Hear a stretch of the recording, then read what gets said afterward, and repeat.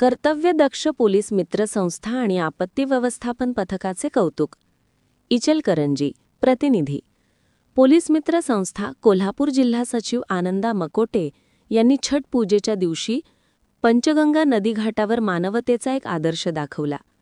पाय घसरून नदीत पडलेल्या व्यक्तीचा मृतदेह शोधून काढण्याचे कार्य त्यांनी अत्यंत धैर्याने आणि जबाबदारीने पूर्ण केले. या मोहिमेत आपत्ती व्यवस्थापन पथकाचे प्रमुख संजय कांबळे, आकाश आवळे, शीतल जोती, देवानंद कांबळे, शेखर मांग, करण माळगे यांनीही महत्त्वाची भूमिका बजावली.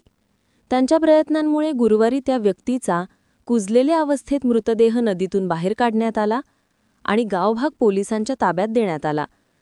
पोलिसांनी पंचनामा करून मृतदेह सरकारी रुग्णालयात पाठवला.